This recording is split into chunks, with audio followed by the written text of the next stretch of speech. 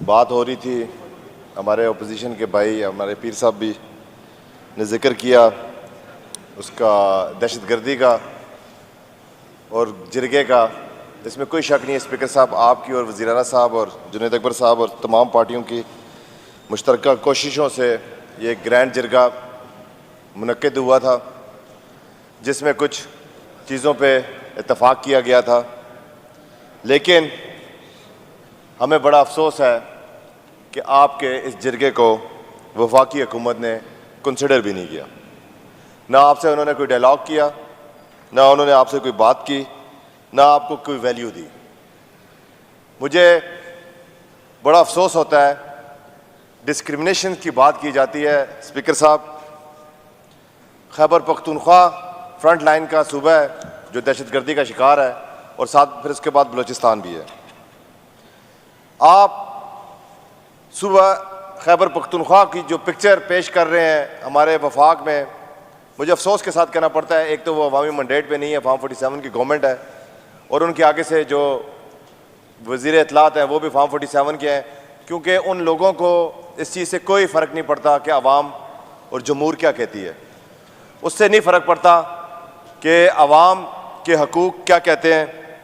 वो लोग अपनी नौकरियां करते हैं क्योंकि वो जैली मैंडेट के ऊपर आके बैठते हैं, जिसकी वजह से वो कभी खैबर पख्तूनख्वा लोगों को बीमारी कहते हैं, कभी इनको टेररिस्ट कहते हैं, कभी उनको जो उनके दिल में आता है वो कहते हैं।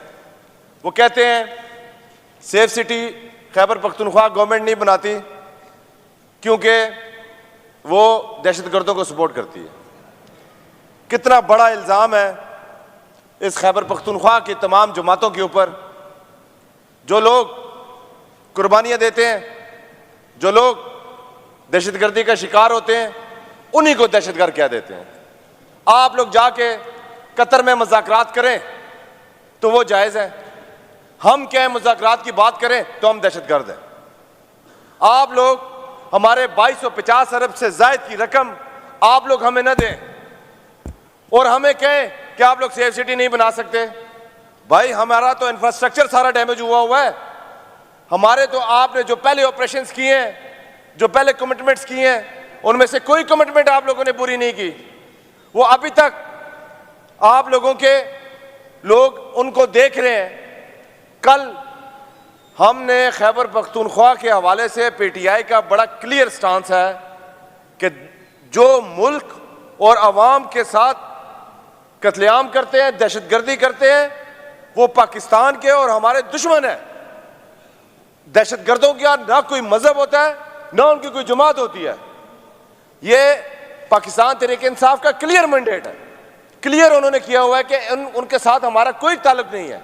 हम उस चीज को कंडेम करते हैं। कल टांग में हमारे पुलिस के एहलकार शहीद हुए, हमें अब बेहद अफसोस हुआ है। हम यही तो कहते हैं, जो एहलकार शहीद होते हैं वो भी हम हैं, जो ऑपरेशन में बेगुनाह बंदे मारे जाते हैं वो भी हम हैं। हम ही शिकार हैं और हमारी बात आप लोग नहीं सुनते। इसके साथ आप लोगों ने जो फॉर्म 47 का आज आप लोगों को पता चल रहा होगा कि इसका क्या नुकसान होता है। जब हुकूमत अवाम की मर्जी की नहीं होती ना, तो इसी वजह से इस्लामाबाद में भी ये बुलेट प्रूफ गाड़ियों में फिरते हैं। हमारे पास, हम इस अवाम के लिए बुलेट प्रूफ गाड़ियाँ कहाँ से लाएं? हम वसाइल इनको कहाँ से दें? इस मुल्क को क्या आप पाकिस्तान को सिक्योरिटी रिस्क बनाना चाहते हैं? आप लोग कहते हैं यहाँ पे हमले होते हैं, क्या इस्लामाबाद में हमले नहीं हो रहे? क्या वहाँ पे G11 की कचहरी में हमला नहीं हुआ? क्या बलूचिस्तान में जो हुकूमत है वो पाकिस्तान तहरीक इंसाफ की है? वहाँ पे कितने सेफ सिटीज आपने बना लिए हैं? आपने कितने वसाइल का वहाँ पे चेक किया है? जनाब स्पीकर, इसी तरह की बहुत सारी बातें हैं।